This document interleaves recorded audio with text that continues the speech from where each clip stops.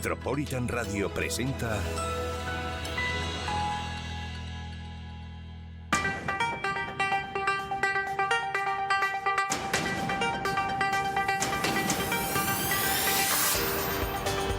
Hola a todos, hoy comenzamos una nueva tertulia buscando al éxito, una tertulia empresarial, económica, donde vamos a conocer y hablar de temas de actualidad en esta materia.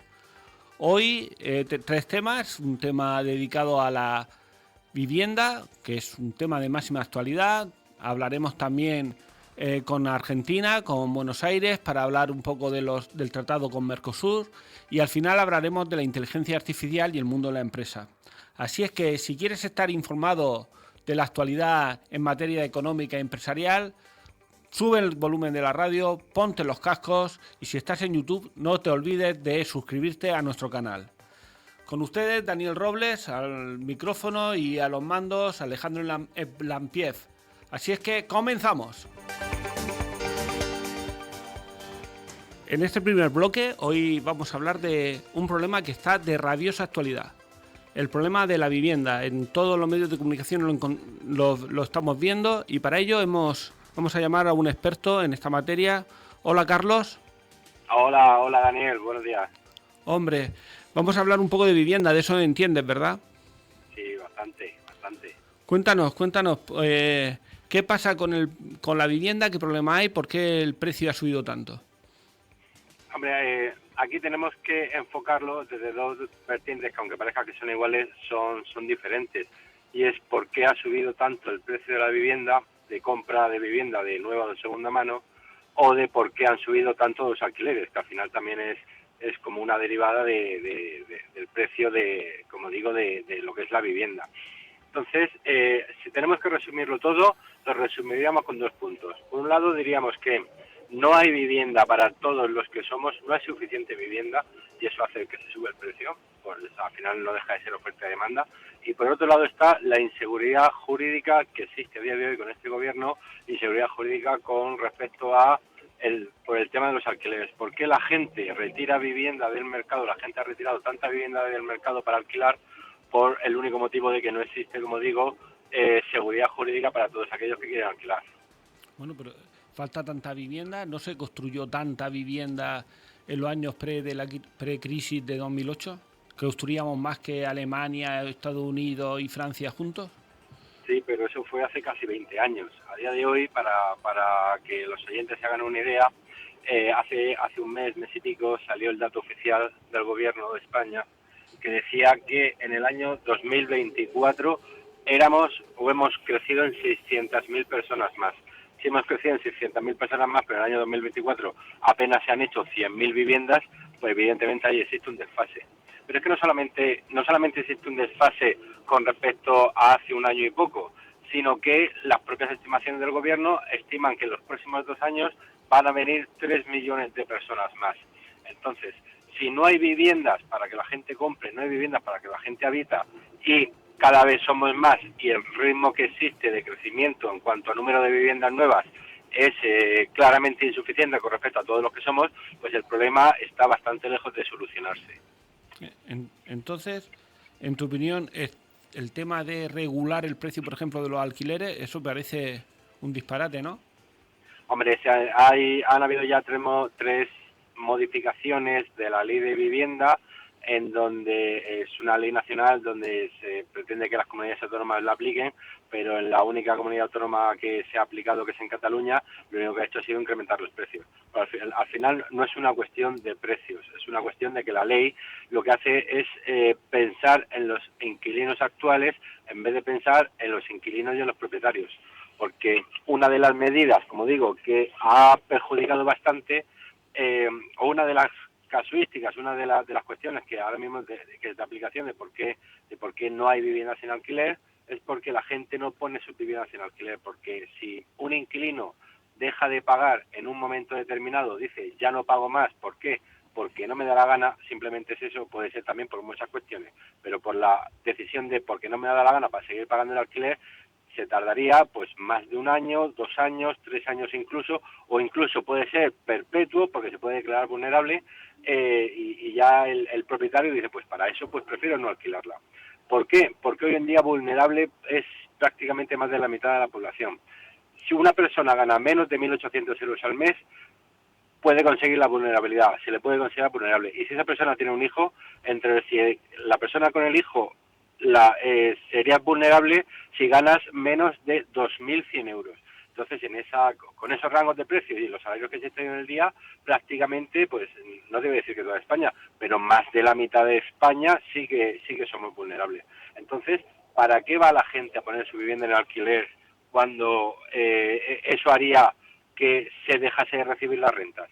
Porque, ojo, los propietarios no son los especuladores que tienen un parque de viviendas de 200 viviendas, de 100 viviendas, fondos buitres, ¿no? La inmensa mayoría de propietarios son gente pues que se ha comprado una casa porque ha conseguido ahorrar, se ha comprado una casa y quiere complementar su sueldo o su pensión el día de mañana. O son gente que ha heredado un piso y de sus padres y ese piso, pues como no pueden vivir en dos sitios a la vez, pues decide alquilarlo, pues o tiene la posibilidad de alquilarlo, pues como digo, para recibir una renta. Esos son la inmensa mayoría de los propietarios. Pero como digo, ¿para qué van a hacer eso si luego los rentistas o los inquilinos no les van a pagar el alquiler? Porque es muy fácil decidir no pagar el alquiler. Entonces al final tú pones una vivienda en el mercado, pones una vivienda en alquiler y realmente te la estás jugando porque, como digo, no existe seguridad jurídica.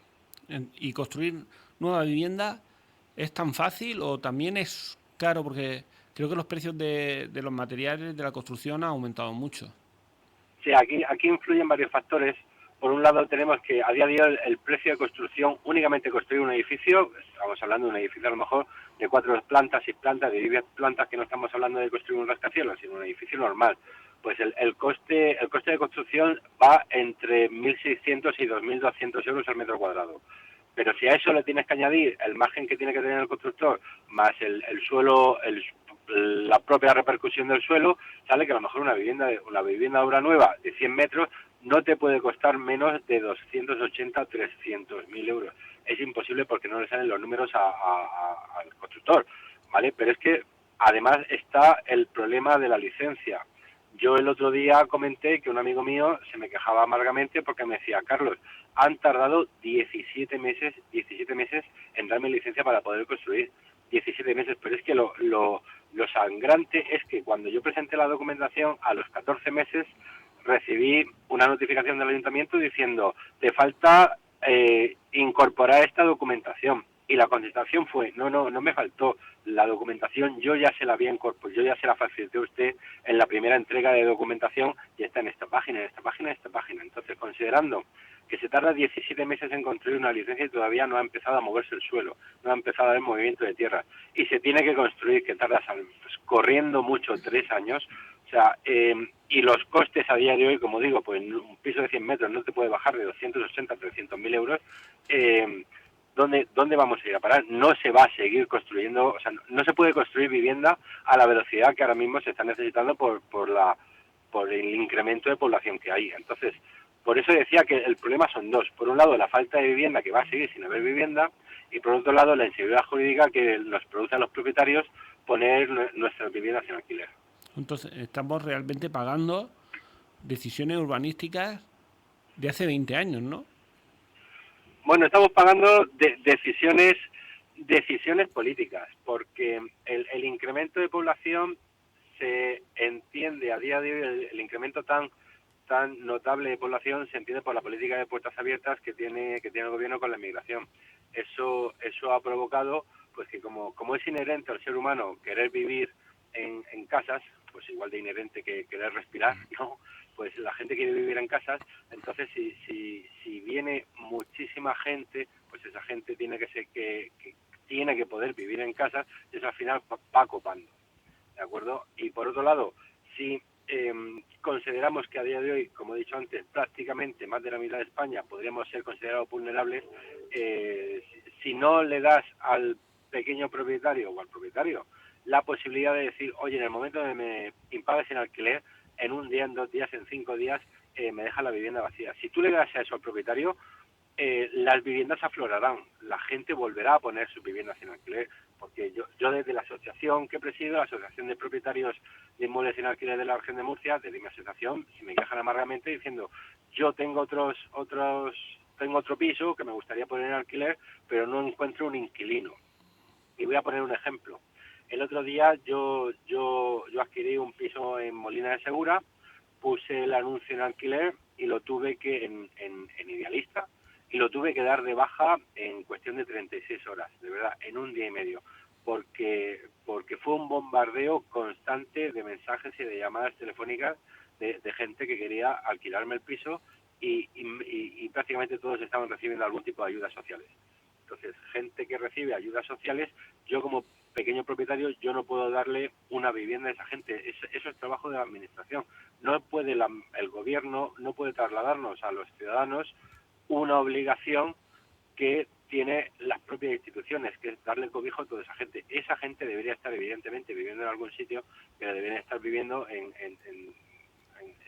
eso debería solucionárselo la propia administración, no el pequeño propietario. Si tú eres vulnerable, pues tienes que ir a vivirte a un piso que te facilite la administración. No puede ser que yo como persona que quiero complementar mi sueldo, que quiero complementar pues mi pensión, pues pues puedas sacarte provecho de que al considerarte vulnerable no pueda luego sacarte. Bueno, Carlos, muchísimas gracias. Sé que ahora tenías un compromiso y te tenemos que dejar, pero te queremos más veces en esta tertulia de Buscando al Éxito. Así es que contamos contigo. Perfecto, muy bien, Daniel, pues cuando queráis. Bueno, pues muchas gracias. Ahora nos quedamos con Aquilino García y con Jesús Fuentes, dos tertulianos que nos van a estar acompañando aquí en este programa en Buscando al Éxito. Hola Aquilino. Hola, muy buenas. Hola Jesús. Buenas tardes. Hemos estado oyendo a Carlos contándonos un poco, desgranándonos el problema de la vivienda. ¿Vosotros qué opináis? Bueno, yo, si me permites, yo quería complementar un poco lo que ha comentado Carlos, que estoy prácticamente de acuerdo en casi todo lo que ha comentado. Pero la vivienda, cuando tú creas un problema político como el de la vivienda, puedes solucionarlo de dos maneras. Solucionándolo o creando un problema mayor y luego creando, digamos, redes clientelares que se dediquen a, bueno, ocupación, etcétera. Y si tú quieres resolver el problema de la vivienda, Carlos ha dicho una cosa muy, muy sensata, que es que los ayuntamientos tardan de media entre 18 y 24 meses en empezar a tramitar un expediente urbanístico. Pero no hay suelo donde hace falta. Es decir, que si tú quieres irte a vivir a una casa de un pueblo de Teruel, probablemente encuentres vivienda mañana para irte a vivir.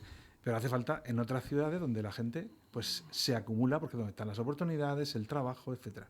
Entonces, efectivamente, hay mucha mayor inmigración y si tú quieres arreglar el problema y quieres que bajen el precio de las viviendas, libera suelo. Si liberásemos en Murcia, por ejemplo, 2 millones de metros cuadrados de suelo, pues al día siguiente lo más probable es que los precios de las viviendas se hundirían. ¿Qué ocurre? Que los políticos preservan también otros intereses que no son los de los ciudadanos, como el sector financiero, etcétera. Entonces, si se trata de resolver el problema, hay que resolverlo. No decir que lo voy a resolver o dar una vuelta, como ha dicho Carlos, trasladarle los problemas a los propios ciudadanos, que seamos nosotros los que nos demos tortas porque ponemos una vivienda en alquiler y al día siguiente tienes un problema porque al inquilino no lo puedes echar. Entonces, ese tipo de problemas es porque tenemos políticos y porque tenemos los políticos que tenemos, que no digo que sean los que nos merecemos. Jesús. Pues además de los problemas que se han enumerado, y entiendo también que el tema político es así de importante, yo estaba pensando en alguna solución adicional, porque estas las conocemos, se han hablado, se ven en las tertulias. Quizás se me ocurre sobre la marcha que el principal problema, uno es el suelo y el otro es el coste de construir. Habría que buscar alternativas a la construcción. Ahora hay alternativas para que el suelo no cueste 2.000 euros el metro cuadrado y cosas así.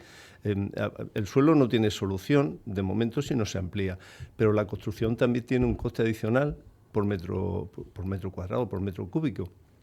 Y yo estaba viendo programas y me he informado un poco, Y hay formas de construir más económicas que es en el edificio. Claro, el problema de esto es que si quieres vivir en la ciudad solo tienes esta opción ahora mismo. Había que ser más creativo en esto y buscar formas de que la ciudad se ampliara, hubiera más metros cuadrados de ampliación y la forma de construir no fuera la actual, porque la actual es inviable económicamente. Tú has trabajado en banca y sabes que todo lo que son préstamos hipotecarios, etcétera, ahora se han puesto mucho más difícil. Ahora cualquiera que quiera comprar una vivienda tiene que tener un ahorro previo de aproximadamente por mínimo el 30 o el 40%. Eso está así toda la vida. Lo que pasa es que durante unos años los banqueros tiraron el manual a la basura. Sí. Pero eso realmente yo, que tengo ya una edad, pues mi primera vivienda que compré, pues efectivamente tenía que haber pagado un 25% de la vivienda antes de meterme en el hipotecario.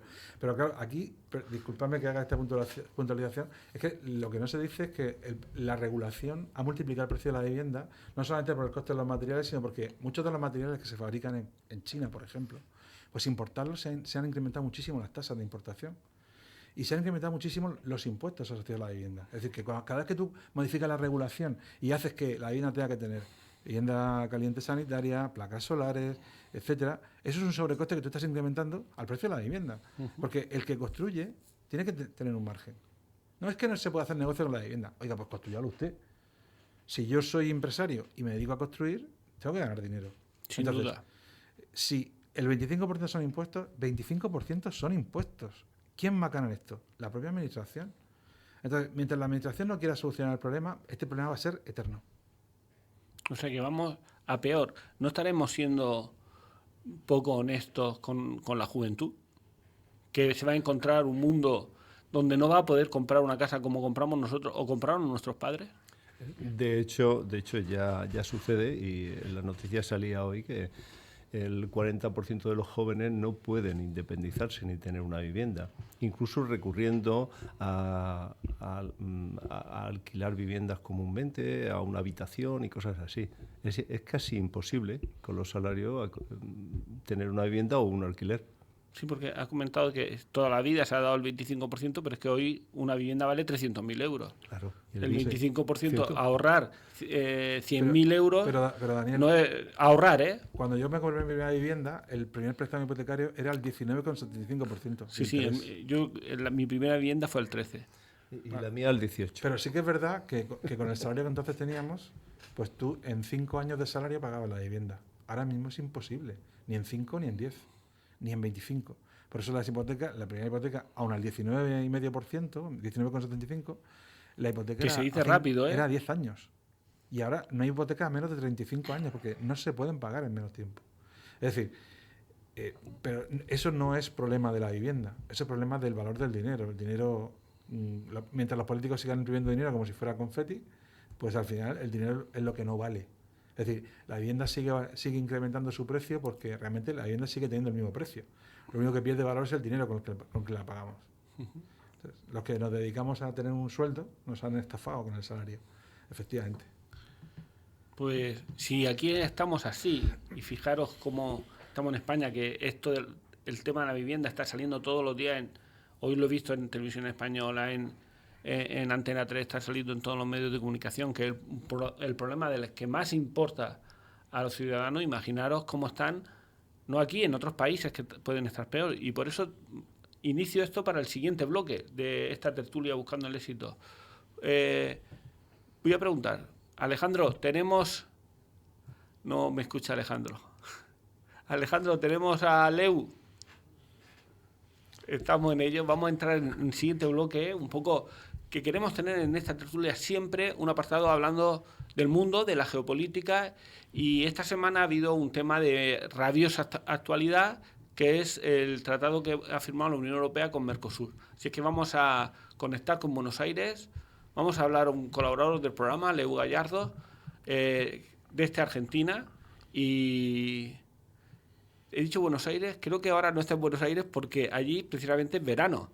Él está ahora en una zona de costa que nos va a contar y nos va a comentar, y le vamos a aprovechar esta conexión para preguntarle también cómo está ahí el tema de vivienda, y también le vamos a preguntar, ya de paso, sin que nos escuche porque están conectando con él, vamos a intentar preguntarle cómo está haciendo las cosas nuestro amigo Milei. ¿Os parece?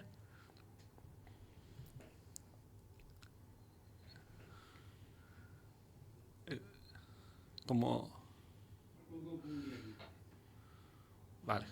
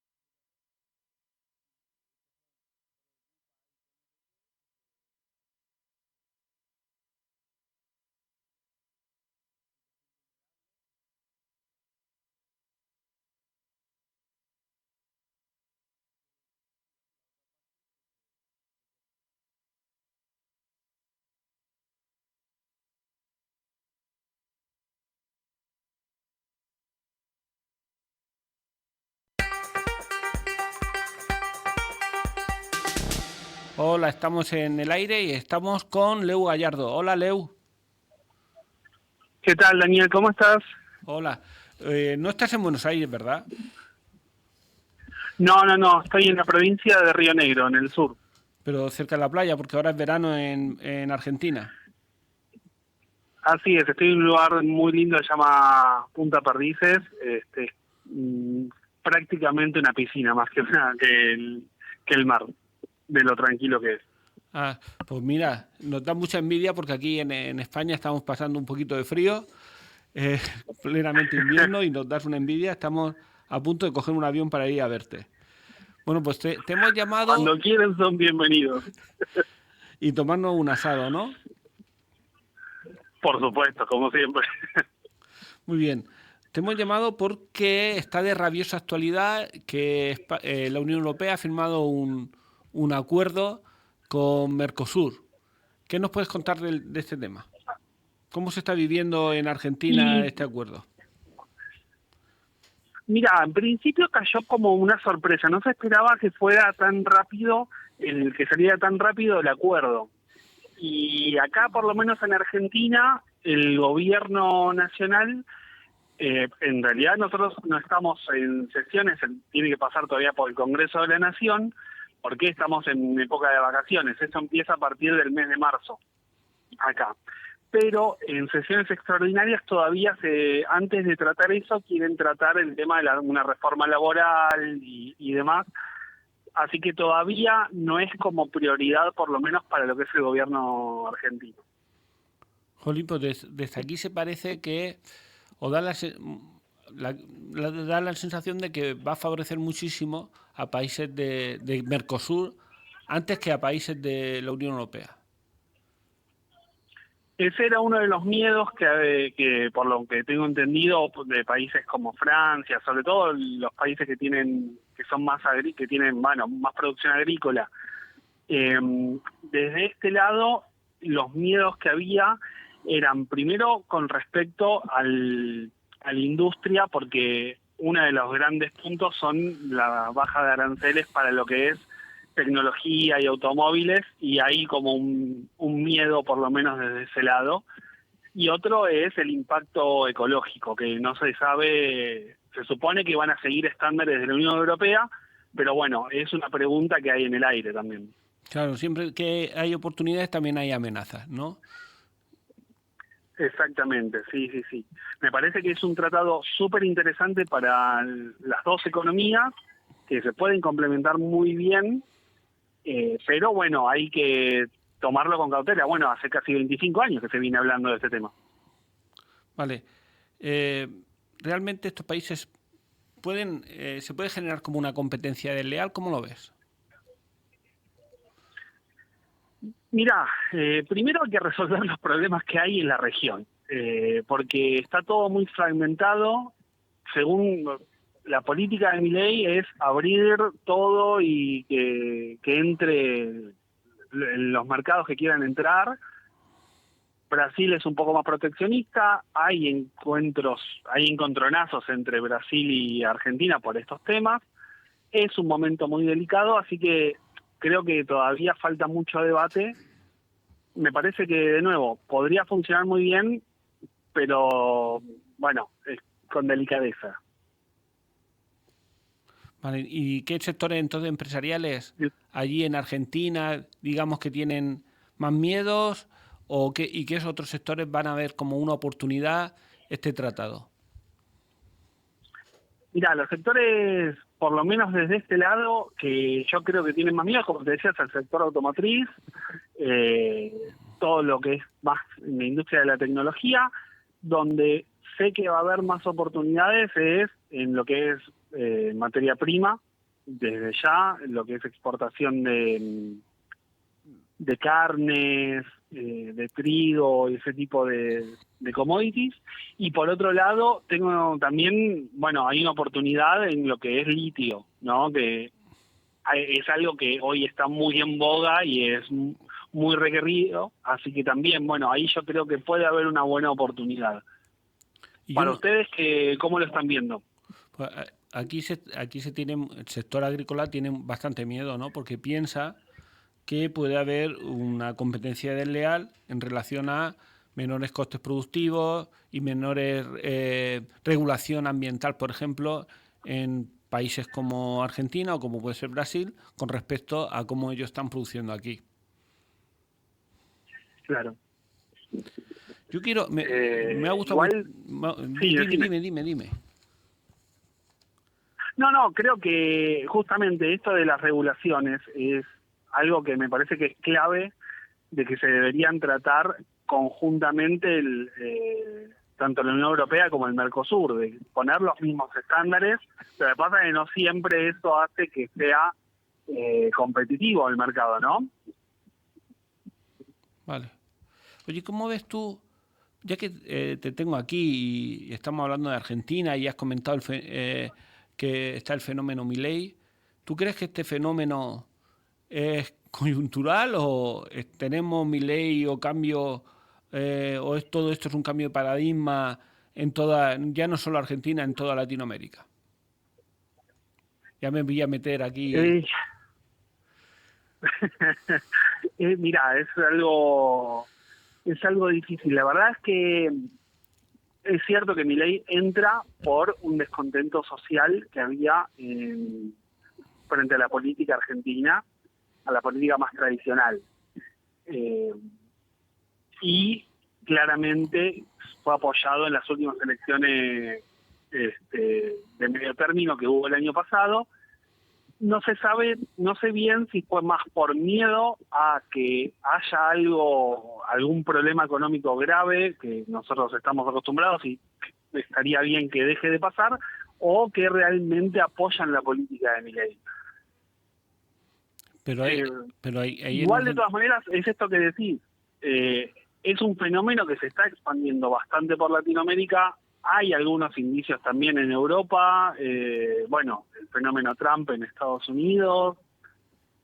Creo que es algo que en algunas partes está apareciendo bastante. Sí, pero viene todo asociado también a un poco al... No tiene nada que ver una cosa con la otra, ni Trump con Milei, ni Milei con ninguno de los otros que hemos comentado. Lo digo porque desde el punto de vista ideológico, Trump por lo menos tiene un plan y tiene un programa con Estados Unidos. Nos puede gustar más, nos puede gustar menos. A mí particularmente como afectado, porque vamos a ser afectados. Sí, te voy a presentar, estamos con un tertuliano, Aquilino, te presento a Leu. Leu, disculpa que me haya intrometido en la conversación, pero bueno, tengo la sensación de que Milei es una carcasa sin ningún tipo de ideología y sin ningún tipo de acción por detrás. Realmente dijo que iba a hacer un montón de cosas justo antes de entrar y es justo lo contrario de lo que está haciendo. No ha acabado con el Banco Central, no va a acabar. Prácticamente ha vendido Argentina a la Reserva Federal, o más que a la Reserva Federal, a Estados Unidos. y tengo la sensación de que es como el liquidador, ¿no? Como no sé si habéis visto la película esta de Pulp Fiction, que siempre llaman al señor para que arregle todos los desastres, ¿no? Realmente tengo la sensación de que... Sí, estoy escuchando muy bajito, pero perdón, si me pueden pasar un poco el limpio, porque si no, no te puedo responder bien. Sí, bueno, que realmente lo que trataba de decir es que ideológicamente da la sensación de que no tiene mucho proyecto por detrás Milei y tampoco tiene unos grandes conocimientos técnicos desde el punto de vista técnico. Está haciendo justo lo contrario de lo que dijo en campaña electoral que iba a hacer. Dijo que iba a acabar con el Banco Central, Sí. Se está apoyando en el Banco Central para seguir emitiendo deuda como si no hubiera un mañana. Y realmente lo que ha hecho simplemente es, entre comillas, vender Argentina a Estados Unidos. Y a Estados Unidos no le ha puesto 20 millones de dólares encima de la mesa para arreglar Argentina, sino básicamente para quedársela. Entonces, Sí, bueno, sí, estoy completamente de acuerdo con vos. hoy la media Patagonia está ardiendo. ¿Dónde están los bomberos de Argentina? ¿Dónde está el presupuesto para apagar el fuego? ¿Qué intereses hay detrás de quemar media Patagonia? Aquí, por ejemplo, este verano pasado tuvimos unos incendios enormes en toda una zona donde se han aprobado proyectos mineros desde entonces como si no hubiera mañana. Es decir, ¿qué está pasando? ¿Qué es lo que está ocurriendo para que en una zona concreta aparezca un fuego imposible de detener? ¿Con qué intereses? ¿Cuáles son los intereses que están detrás de quemar la Patagonia? Bueno, perdonad que haya entrometido respecto al tema de Milei. Sí, la verdad que, a ver, yo nunca estuve a favor de Milei como presidente. Creo que es una máscara que solamente lo que le interesa es vender el país en partes a Estados Unidos. Estoy completamente convencido de eso. De hecho, toda la decisión que tiene que ver con este Tratado de Libre Comercio, casi te diría que más que preguntarle a Argentina, habría que preguntarle a Washington qué opina y qué piensa, porque hoy día da más la sensación que antes de que haga algo el gobierno argentino tiene que preguntarle a Estados Unidos si puede hacerlo o no. Por otro lado, lo que decís vos con el tema de la Patagonia es se redujo casi más de un 70% el presupuesto contra este tipo para poder enfrentar este tipo de siniestros. No se mandaron camiones hidrantes, no se ha mandado nada. Tuvimos suerte de que hubo unas lluvias que calmaron un poco la situación, pero solamente acá se están echando culpas a ver quién fue el que inició el fuego y no se está resolviendo la situación. Bueno, yo tengo que contarte un poco la experiencia que tuve la última vez que estuve en Buenos Aires. Recuerdas que fue en junio, y que fui con mi hijo que acaba de terminar la carrera de medicina, y él tuvo la suerte de visitar unos centros de salud que había en un municipio que se llama La Calera y que está en Córdoba. Y le comentaban en el centro de salud que la política de Milei lo que había hecho había sido pegar un recorte brutal al sector de la sanidad, pero brutal, que prácticamente estaban yendo a trabajar por no dejar a la gente sin cobrar, ellos sin cobrar y por no dejar a la gente sin servicio.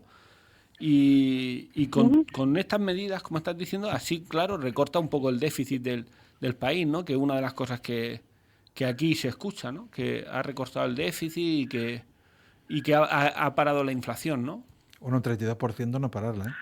Mira, yo no creo que la haya parado, creo que están dibujando números para figurarla más baja de lo que es.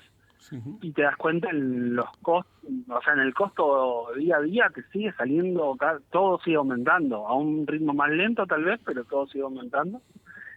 Y por otro lado, por ejemplo, en el presupuesto para este año, lo que es para educación, específicamente escuelas técnicas, que son las escuelas que enseñan oficios, por ejemplo, electricidad, electromecánica, tornería, química, etcétera, todo ese tipo de escolaridad para nivel secundario se recortó un 96%. O sea, no sé cómo cómo esas escuelas van a sobrevivir con una reducción del 96% de su presupuesto. O sea que si reduces inversión en educación, que es uno de los pilares importantes del Estado, en sanidad, que es otro de los pilares importantes del Estado, y prácticamente en seguridad o en emergencias, que también es súper importante, pues evidentemente como que el déficit puede bajarlo, pero te doy la razón. La inflación no la redujeron. Yo noté una cosa, que había ido año y medio antes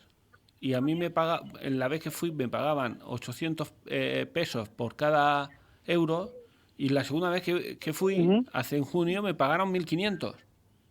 O sea que realmente pensé que había habido una devaluación de la moneda brutal, o sea, brutal. Más de la mitad. ¿No? Eso a lo mejor el propio argentino no se da cuenta. No sé si se da cuenta. No te das cuenta tú cuando vas aquí a comprar a un supermercado. Exactamente lo mismo. La inflación es lo primero que ve el ciudadano. Lo último es lo que más aleja está de ti, pero la inflación es ir a comprar al día siguiente al supermercado y ya lo tienes, ya tienes la inflación. Sí. Ahí tienes el problema. Yo te puedo dar un ejemplo mío. Yo alquilo en la ciudad de Buenos Aires, alquilo un departamento, 3 ambientes, en una zona residencial muy linda, y en el contrato de alquiler estos 2 años me aumentó un 100%. Fíjate. Mi sueldo habrá aumentado un 10%. Pues fíjate, hay una diferencia grande. En el bloque que hemos tenido antes del bloque de geopolítica, que hemos empezado contigo, estábamos hablando precisamente de la vivienda. Y lo primero que he dicho es que si aquí lo tenemos muy difícil, en Argentina lo tienen espectacularmente difícil, ¿no? Y calcula que los precios del metro cuadrado están en dólares, pero los sueldos están en pesos. Así que la diferencia es enorme. ¿Y cómo te la apañas para el día a día? Perdona que me meta. ¿Nos puede...? No, por favor. ¿Cómo? Mirá, hay mucha gente que está con una cantidad de trabajo mucho más grande de la que hay. Muchísimo lo que se llama burnout, agotamiento mental en la gente, porque tiene que trabajar muchas más horas para poder tener un nivel de vida que tenía hace unos años. Por otro lado, tenés también que recortar gastos que antes no tenías ningún problema. Decís, bueno, esta vez compro menos de esto, bajaron los índices del consumo de carne a niveles históricos acá en Argentina. Raro siendo un país exportador de carne. Sí. Yo recuerdo también que la anterior vez había ido contigo a uno de los mejores restaurantes que había en Buenos Aires y recuerdo haber cenado contigo y con un compañero nuestro que falleció y cenamos baratísimo, por lo menos a mí me pareció que fue baratísimo. Y me dijisteis que era el mejor restaurante de Buenos Aires. Y la última vez que fui... Y era uno de los mejores... ¿Don Julio se llamaba? Sí, decime. ¿Era Don Julio se llamaba? ¿O me estoy equivocando? No, fuimos a La Cabrera nosotros, no fuimos a Don Julio, pero también está ahí, es uno de los mejores. Muy bien. Y la última vez que fui, los precios eran europeos o quizás más. Sí, el costo de vida es muy alto, sobre todo en la ciudad.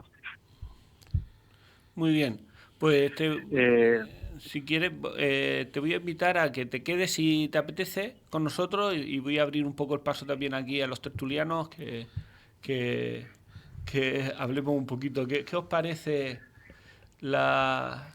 porque tú sí querías, Aquilino, hablar un poco de lo de Mercosur, ¿verdad? Sí, a ver, yo siempre he pensado que la Unión Europea, nosotros llevamos desde el año 86 en la Unión Europea y nunca ha tomado ninguna decisión que beneficie a nuestro país. Y tengo la sensación de que no hay ninguna decisión que tome la Unión Europea que beneficie a ningún país de la Unión Europea. Solo beneficia a una serie de élites que son las que controlan industria, etcétera. Nosotros tuvimos que, en los años 80, desguazar toda nuestra industria pesquera, tuvimos que eliminar o desguazar toda nuestra industria. Le llamaban reconversión industrial, pero fue básicamente eliminar ese sector de nuestra economía, que éramos una potencia industrial, con los problemas de reconversión, todo lo que queramos, pero realmente la Unión Europea lo que hizo fue, tú a esto no te vas a dedicar. Tuvimos que tirar la mitad de nuestra cabaña de vacuno, acabar con el viñedo, prácticamente se acabó con el 50% del viñedo del año 86. Más de 1 millón de olivos se arrancaron en la zona de Andalucía y Extremadura. Es decir, la Unión Europea no busca nuestro beneficio. De hecho, si hubiese buscado nuestro beneficio, nos hubieran pedido permiso o nos hubieran abierto un debate para que los ciudadanos hubiéramos podido opinar. ¿Qué va a beneficiar a esto? Yo creo que va a perjudicar a Hispanoamérica y va a perjudicar a España y al resto de países europeos. Desde el punto de vista de que efectivamente la industria mecánica, la automoción, la química, la farmacéutica va a vender mucho más en Hispanoamérica, porque les van a abrir los mercados y van a acabar con los aranceles. Pero se va a acabar con la agricultura europea. Y estamos en una región donde el 25% del PIB es agrícola. ¿Tú has oído a algún político de la región de Murcia decir que el acuerdo con Mercosur nos perjudica? Están callados como putas. No lo entiendo. De verdad que no lo entiendo.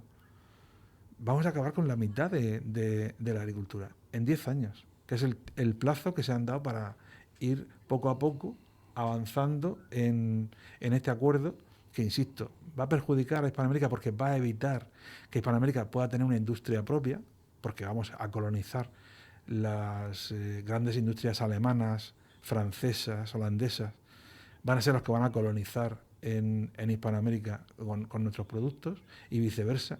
Ellos van a colonizar toda nuestra agricultura y nuestra ganadería. La ganadería va a desaparecer en Europa. No va a ser viable. Pero yo no he visto a ningún político hablar de esto. Por eso vuelvo a decir lo mismo. ¿Qué medidas ha tomado la Unión Europea en los últimos 40 años que nos haya beneficiado? Me gustaría saberlo. Si vosotros tenéis alguna, por favor, hacedmelo saber. Hombre, la Unión Europea es cooperación entre países y la verdad es que España ha ido aumentando su Producto Interior. Su deuda. El Producto Interior Bruto. Su deuda. Y la deuda también, claro. A ver, si yo para crecer el 3 tengo que endeudarme el 6, no estoy creciendo, me estoy endeudando. Sí, y el que, no es por nada, pero el que tiene la pasta, el que pone la pasta, manda. Por eso nosotros no pintamos nada, ni a nivel Unión Europea ni a nivel mundial, porque somos un país endeudado. Esa es la conclusión. Siento no ser muy positivo en esto. No, me parece muy bien. Sí, es que pero creo que la gente debería conocer esto. Es decir, cada euro que tú te endeudas, me refiero a un país, y eso vale también para Argentina, cada vez que tú endeudas un poco más el país, lo que estás haciendo es hipotecar a nuestra juventud. Es decir, son nuestros jóvenes los que van a pagar esa deuda. Tú no puedes pagar las pensiones con deuda. No puedes. Lo estamos haciendo desde hace 20 años. Pero bueno, qué loco, como yo digo, qué mono con 2 pistolas está gobernando el país. Porque estamos gobernados por inútiles. No, inútiles no, perdón. Gente que sabe muy bien lo que hace, pero que no defiende los intereses de los ciudadanos. Defiende otros intereses. Ya está. ¿Y esos intereses le favorecen a? Pues a ellos, que son los que están ahí ellos, y que van a seguir estando. Es un poco genérico. Pues le favorece al Banco Santander, le favorece a las farmacéuticas, le favorece a quién exactamente. Pues los que manejan la deuda a nivel global, la banca, principalmente el sector financiero, y todos los que viven de ello. Medios de comunicación, farmacéuticas, grandes farmacéuticas, industria militar, son los que manejan. O sea, solo tienes que ver en el IBEX 35 qué fondos hay norteamericanos en las empresas del IBEX 35. Y te digo las del IBEX 35, pues te puedo decir las del CAC 40 o de cualquier país europeo. Son los mismos fondos los que están en todas ellas, en porcentajes de más del 15%.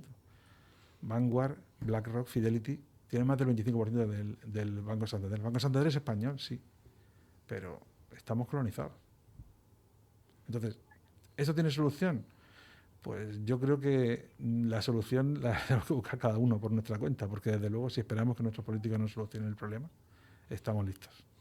Pues desde luego las perspectivas que hoy estamos dando en este programa son completamente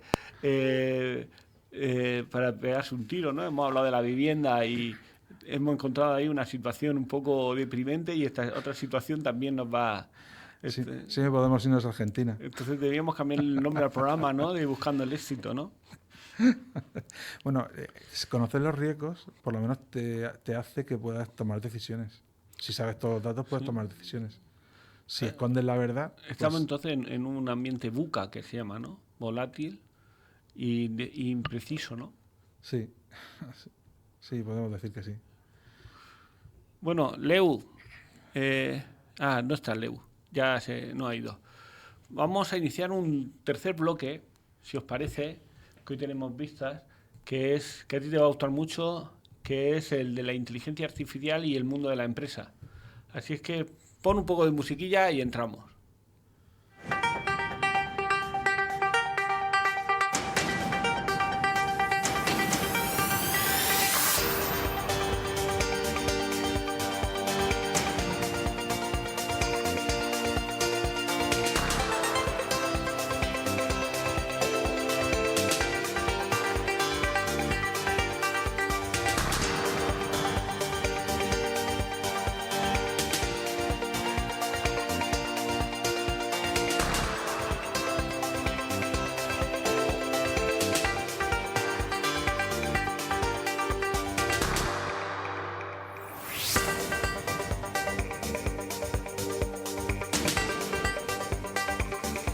Bueno, vamos a empezar el tercer bloque de esta tertulia de Buscando el Éxito con un tema también de mucha actualidad, que es el mundo de la empresa y la inteligencia artificial, que lo está revolucionando todo, ¿verdad, Aquilino? Correcto, así es. Bueno, en principio la inteligencia artificial lleva con nosotros muchísimos años. Lo que pasa que realmente es en los últimos 5 cuando realmente ha habido una auténtica explosión. Pero los algoritmos que estamos manejando ahora mismo, de lenguajes, de modelos de lenguaje, etcétera, la mayoría de ellos son de los años 70, inclusive de los años 50. Lo que antes llamábamos juegos de guerra, todo ese tipo de... Además, hay una película que se llama así, Juegos de Guerra, y precisamente habla de algoritmos, principalmente. Bueno, y hemos hablado muchísimas veces de algoritmos cuando hablamos de redes sociales, etcétera. Es decir, la inteligencia artificial o el mundo de los algoritmos lleva con nosotros toda la vida. Cuando digo toda la vida, digo prácticamente desde que acabó la Segunda Guerra Mundial. Lo que pasa es que en este momento la capacidad de proceso de las máquinas y sobre todo la tecnología de lo que se llaman las GPUs. Las GPUs son las tarjetas gráficas con las que se hace juegos en tiempo real. ¿Vale? Entonces, ese tipo de tecnología es cuando tiene un precio razonable y cuando se ha investigado sobre ellas como herramientas que permiten funcionar como si fuese o sea, los algoritmos de inteligencia artificial en ese tipo de tecnología funcionan muchísimo mejor. Entonces, ese tipo de tarjetas lo que hace es definir lo que se llaman redes matriciales o redes neuronales. Las redes neuronales se llaman así porque tiene una serie de nodos y una serie de interconexiones. Lo mismo que en nuestro cerebro tenemos neuronas y tenemos unas zonas de contacto entre una neurona y la siguiente, que se llaman los axones, que son el punto de contacto entre una neurona y la otra, pues en el mundo de la inteligencia artificial, cada uno de de las GPUs funciona como si fuese realmente una neurona que se conecta con la de al lado de la misma manera que hace una neurona en el cerebro humano. Bien, eso desde el punto de vista tecnológico. Luego, ¿cuál es el mecanismo que hace para que esa inteligencia artificial, entre comillas, aprenda? Bueno, realmente no aprende. Simplemente lo que hace es ver todas las posibles soluciones que tiene. Pongo siempre el ejemplo de las 3 en raya. Las 3 en raya...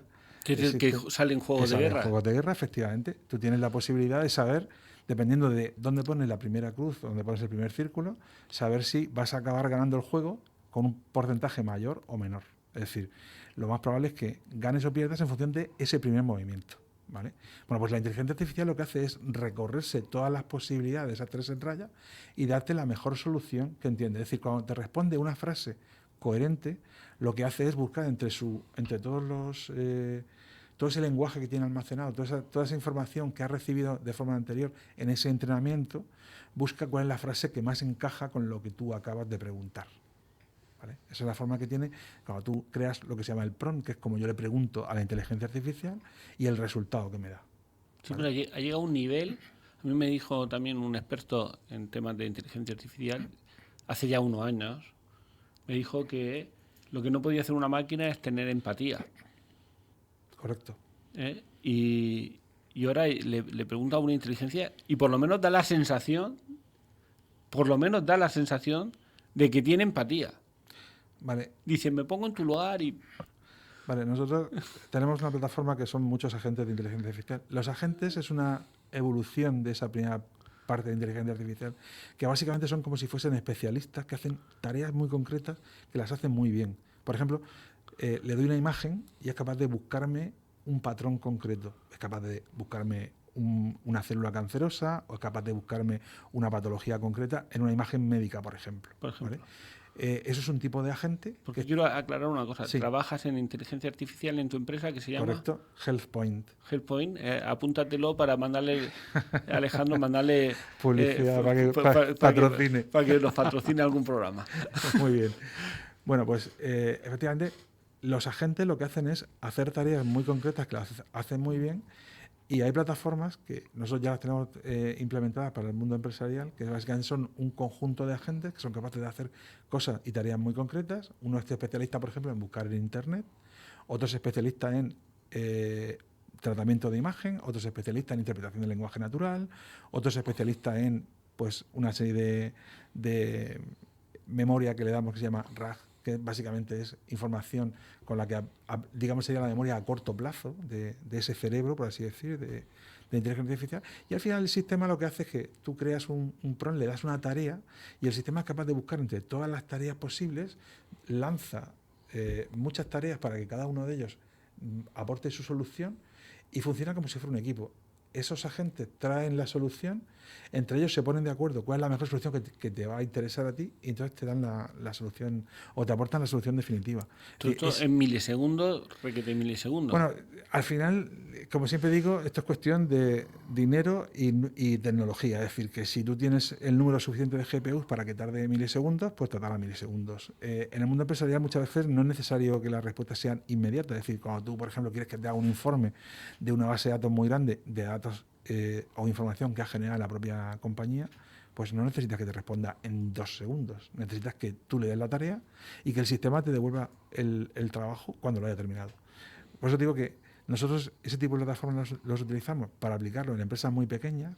Digo que aplicamos este tipo de tecnología porque la inteligencia artificial, cuando está en manos de otros, es decir, cuando tú utilizas ChatGPT, utilizas Gemini o utilizas un teléfono con inteligencia artificial, lo que estás haciendo tú es, con tus respuestas, estás entrenando a ese algoritmo. Es decir, tú no tienes control sobre la información que tú has ido generando. La tiene un tercero. Entonces, si tú eres una empresa, no debes darle, o si eres una persona, no deberías darle datos sanitarios, no deberías darle datos personales muy concretos, porque esa información va a estar almacenada en algún sitio y se puede utilizar en contra tuya. Entonces, nosotros utilizamos la inteligencia artificial en el mundo empresarial, pero siempre tomando en consideración de que los riesgos estén concentrados en un único punto.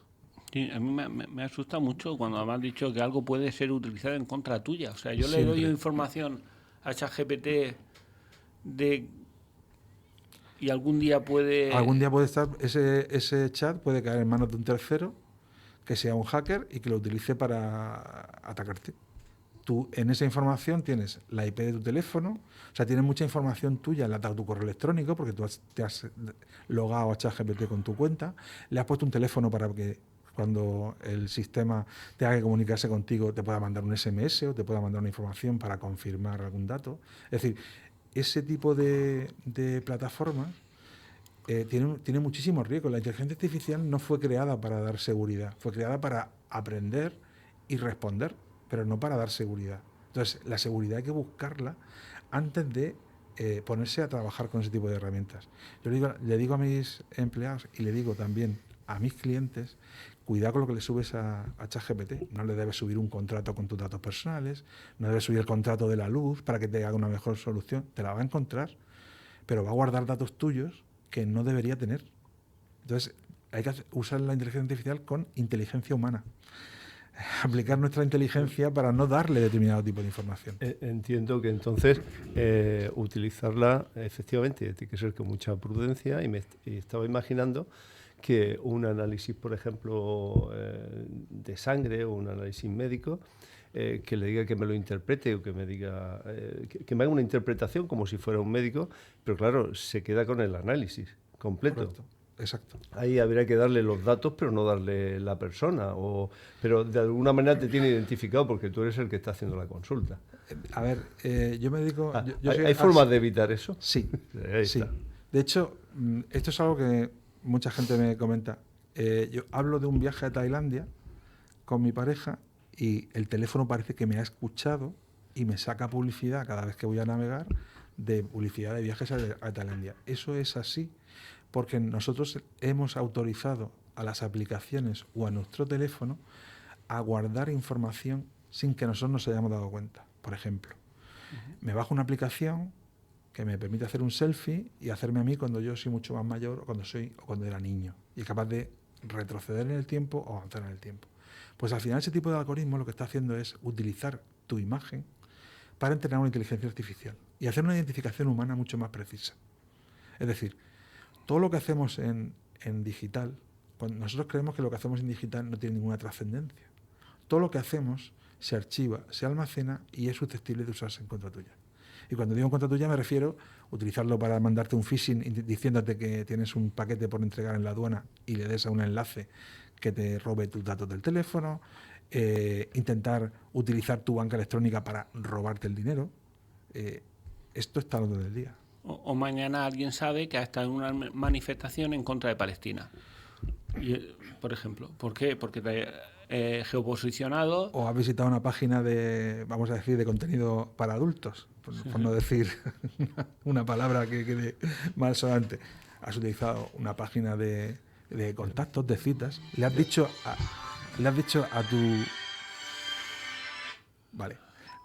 a tu aplicación de citas, de Tinder o de cualquier aplicación de esa, le has dicho lo que tú no le dirías a nadie. ¿Qué es lo que te gusta en el sexo? ¿Cómo te gustan las mujeres? ¿Cuáles son tus actividades favoritas? Si eres cristiano o eres lo que sea. Esa información que estaría protegida por el registro, por el Reglamento Europeo de Protección de Datos, se la hemos dado a una aplicación. O sea, pero estamos locos. Y además sin ninguna prevención de nada. Sobre todo si te lees el contrato, ya te dice que ese contrato dice que esos datos son de ellos. Sí. Es decir, y lo van a compartir lo van a compartir con terceros. ¿Con quién lo van a compartir? Siempre se lo digo a todo el mundo. Lo que tú haces en Internet sirve principalmente para dos cosas. Lo mismo la gente que se pone una smartwatch para salir a correr, andar, etcétera. Para tus datos de salud, son los más valiosos que hay en el mundo, son tus datos de salud. Y lo segundo son tus patrones de comportamiento para el crédito. Es decir, cuando tú llamas me da igual, Cofidis o cualquier financiera o algún comercio te plantea hacer un crédito para una operación, siempre van a tener datos tuyos de tu contenido en Internet. Te digo contenido por no decir datos concretos. Eso es así, es decir, que los datos de salud de tu póliza de seguros privada va a ser más cara si tus actividades son sedentarias. ¿Sabes qué? Este tema da para una tertulia enterita. Sí, lo que pasa es que no estamos hablando del mundo de la empresa. Me gustaría, yo tengo 6 minutos, hacer dos cosas. Yo tengo otra pregunta. Esta pregunta es más técnica y es, ¿nos puedes explicar de manera sencilla cómo elige la respuesta adecuada a una inteligencia artificial?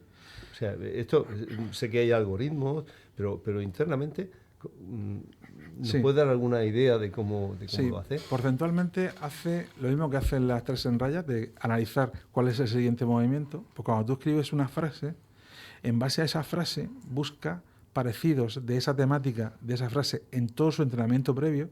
Se ha entrenado con millones y millones y millones de documentos. Es decir, para que te hagas una idea, cuando yo le digo que me haga un resumen de un libro, me hace un resumen de un libro porque el libro lo tiene dentro ChatGPT.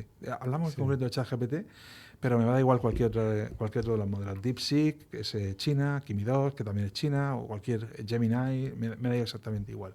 Al final se le ha ido entrenando para que cuando tú haces una determinada pregunta, el sistema sea capaz de interpretar porcentualmente cuál es la mejor solución. Es decir, nunca te dice por qué se equivocan las inteligencias artificiales, por qué cometen errores. Porque si tú le dices que te busque jurisprudencia, por ejemplo, de una determinada justicia. Te digo jurisprudencia porque acaba de salir una noticia de que un juez en Ceuta emitió una sentencia con ChatGPT y ha habido una queja al Consejo General del Poder Judicial. Eso ha sido hace un par de días. No ha salido en los grandes medios porque los grandes medios te dan las noticias que quieres que te lleguen. Las que no quieres que te lleguen salen muy, muy soleadas. No salen, digamos, en grandes medios. Bueno, pues esto ha ocurrido y ha habido una queja de los abogados correspondientes. El juicio se va a anular casi con toda seguridad. Pero la inteligencia artificial está diseñada para que siempre te dé una respuesta, aunque no haya. O sea, que le dio una resolución del caso. Le dio jurisprudencia inventada.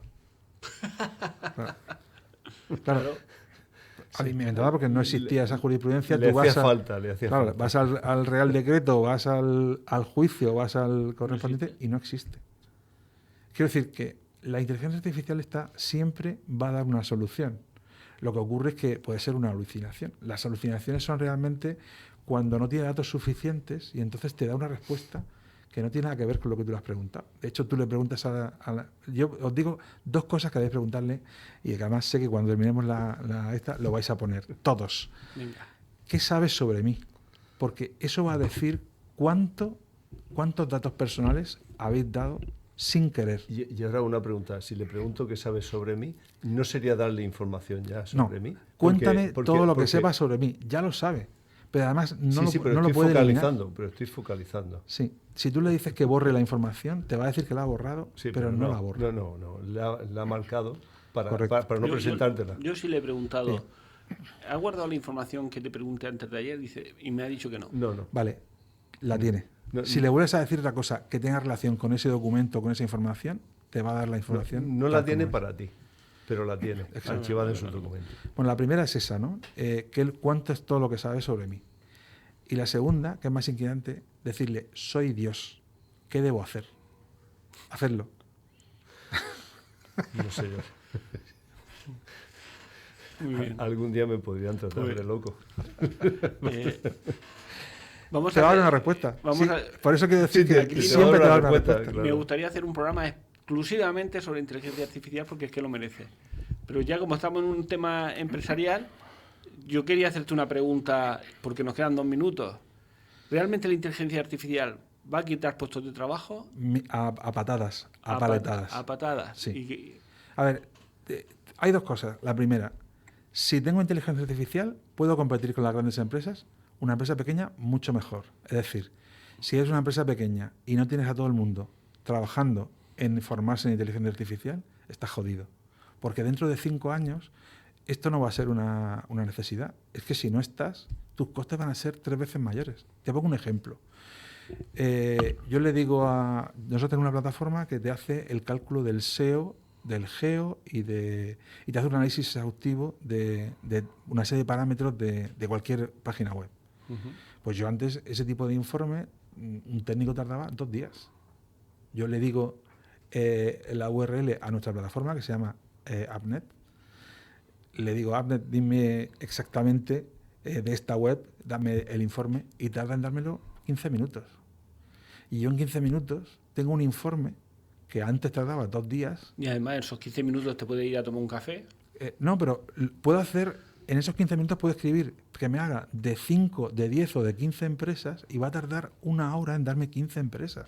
Cuando antes hubiera tenido a un técnico 2 días trabajando específicamente en ese informe y en esa información. Siempre contando que el técnico se puede equivocar, se puede saltar cosas, y la inteligencia artificial, si le has dado bien los parámetros, va a hacer primero lo primero, luego lo segundo, luego lo tercero, luego lo cuarto, etcétera, etcétera, hasta que llegue al final. Entiendo que entonces la parte más importante es hacer lo que decías, el prompt. O sea, lo que hay que entrenar a las personas es para hacer un buen prompt. Correcto. Bueno, señores, Buscando el Éxito ha llegado hoy en su primer programa al final. Nos quedan 26 segundos. Última palabra. Hoy ha sido muy pesimista. Todo lo que hemos hablado ha sido... No. Las pequeñas empresas tienen una oportunidad ahora con la IA. Muy bien. Las pequeñas empresas tienen una oportunidad muy importante con la IA y es la única forma que van a tener para poder sobrevivir. Señores, para poder competir. Sí. Os esperamos la próxima semana aquí en Buscando al Éxito. Muchas gracias por estar a todos y si nos estáis viendo en YouTube no os olvidéis de darle al suscribe